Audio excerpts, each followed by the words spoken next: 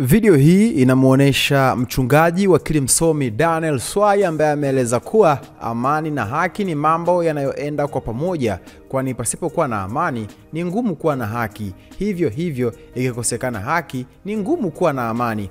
Akizungumza kwa niaba ya askofu wa KKT Dayosisi ya Kaskazini Dr. Frederick Shaw katika semina ya amani iliyowakutanisha viongozi wa dini mbalimbali zaidi ya viongozi 200, mchungaji Swai amesema amani na haki ni vitu visivyoweza kutenganishwa.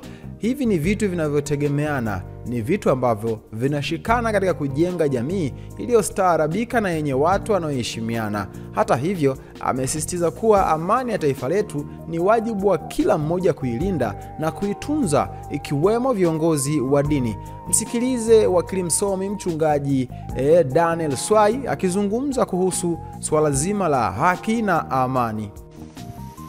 Amani na nafsi yako na amani na watu wengine. Hiki kitu amani ni nini? Amani ni hali ya utulivu, hali ya usalama na upendo kati ya watu au ndani ya jamii. Mahala pale ambapo hakuna vurugu, hakuna chuki wala hofu, hapo tunasema kuna nini? Kuna amani. Na haki ni nini? Haki ni utoaji wa kilicho sawa. Haki ni utoaji wa kilicho sawa, kilicho stahiki, cha kweli kwa kila mtu. Haki ni utoaji wa kilicho sawa, kilicho stahiki na cha kweli kwa kila mtu. Kila mtu anapata anachostahili kulingana na sheria, maadili na utu wa kibinadamu. Kwa muktadha huo unaweza kuona kwamba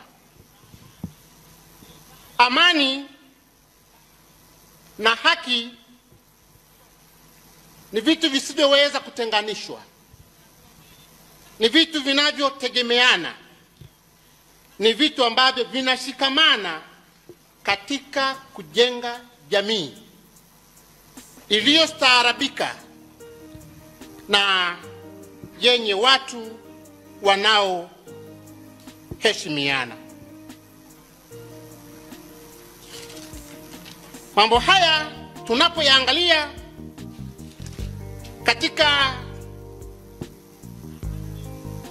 katika muktadha wa kauli mbiu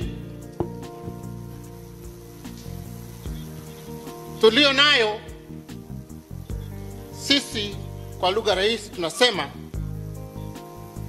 amani ya taifa letu ni wajibu wa nani? Amani ya taifa letu wajibu wetu, ni wajibu wetu. Huyo ndio mchungaji wakili msomi Daniel Swai akieleza kuwa amani na haki ni mambo yanayoenda kwa pamoja, kwani pasipokuwa na amani ni ngumu kuwa na haki. Hivyo ikikosekana haki ni ngumu kuwa na amani. Maoni yako ni yapi? Nione kwenye comment maoni yako, itakuwa vyema na swadakta sana. Hii ni VOT Media. Wakati wote sisi tumechangamka. Hamasa ni kuendelea kusubscribe katika YouTube channel ya kwetu. Subscribe, like, comment, share kwa ndugu jamaa na marafiki, ili siku zote wasiweze kupitwa na taarifa zote muhimu ambazo zinakuwa zinatoka kwetu.